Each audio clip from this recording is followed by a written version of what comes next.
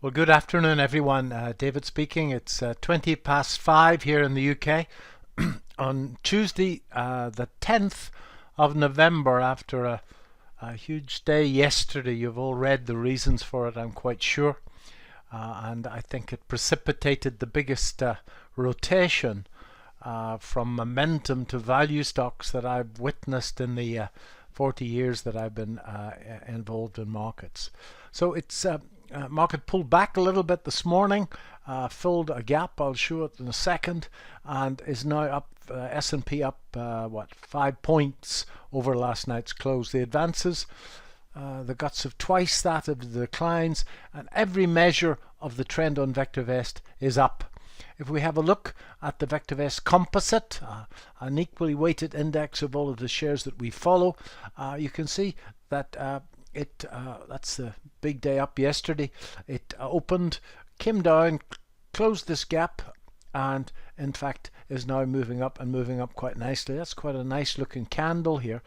Market moved from a mega oversold area, and the buy sell ratio sitting at 2.36 as I speak, and that's still got a way to go. The mega overbought would be over 4 on that, so it's got still plenty of room to run there.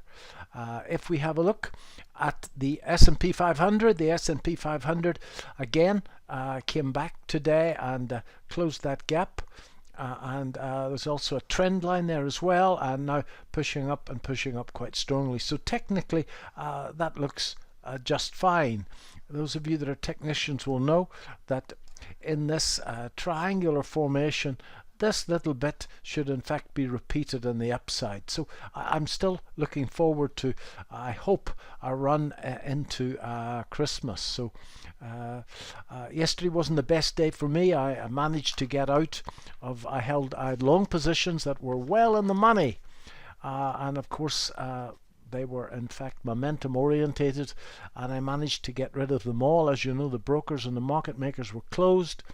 Apps for a slight profit, Roku at break even, Zoom for a small loss, well, and a reasonable caning in Quidel, which gapped down on me strongly.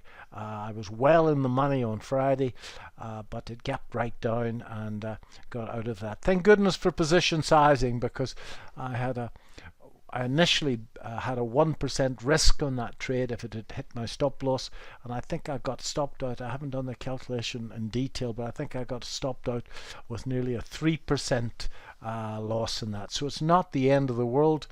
And as my old mentor George Lane, the inventor of the stochastic, once said, the objective of trading is to have enough money to trade tomorrow, and position sizing will keep you alive.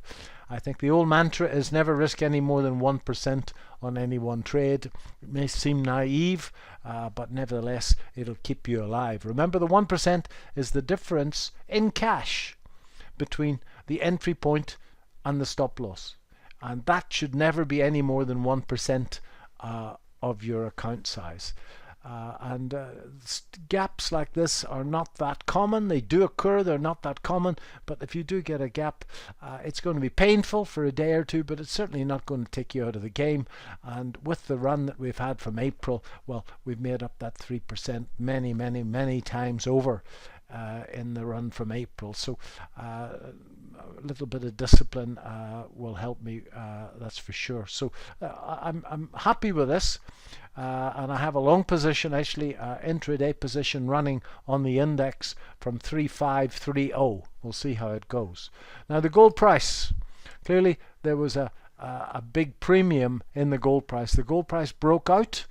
I did a seminar on Saturday afternoon for VectorVest Canada, and I told for everybody to wait for a pullback of that breakout to about 1902, and of course the market came back in style after the COVID vaccine announcement. Clearly there was a risk premium built into the gold price, and it came off from 1960 to 1860. That's a $100 move in what that's a 4-hour chart at 8 hours.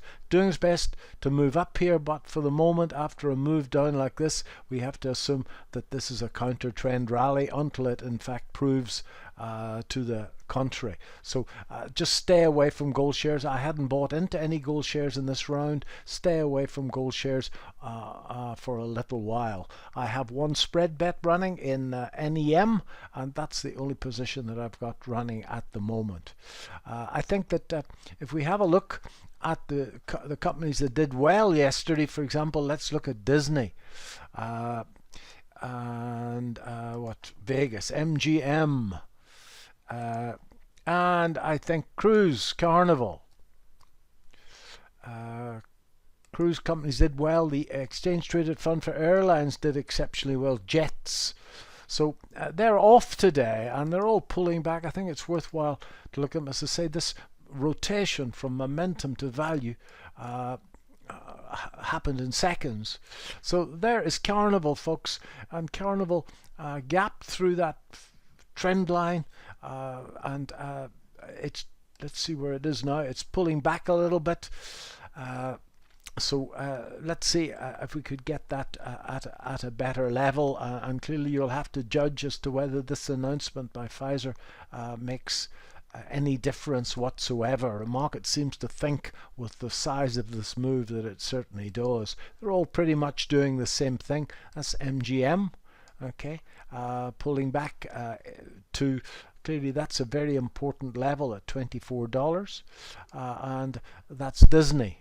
Disney, there's an old top. It's holding that old top, but certainly if it pulled back to 130, it would start to look very interesting indeed. So those are three shares that have really haven't done much, were beaten down by the virus, and in fact could do exceptionally well if the COVID virus goes away, or the COVID-19 goes away with the virus. So I'm going to do nothing. Those gaps are too big for me. As soon as you would buy here, about a nanosecond after I buy, I can guarantee that the gap would fill. So I'll sit and watch that. I'll sit and watch that.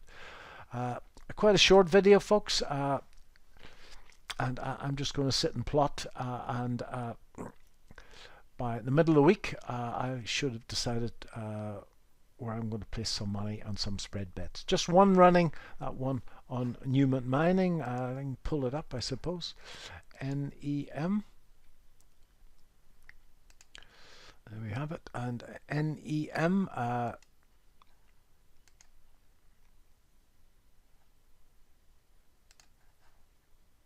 And that was the trade in NEM here.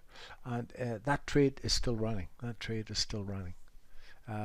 Gap down on me yesterday, but couldn't get out. By the time I could get out, it was back above my entry again. My entry is somewhere down around here. Okay, so I'm still holding that one. We'll see how it goes. It's touch and go. We'll see how it goes. I like this pattern, I must, in Newmont Mining. So just remember, folks, position sizing will keep you alive. Thanks very much.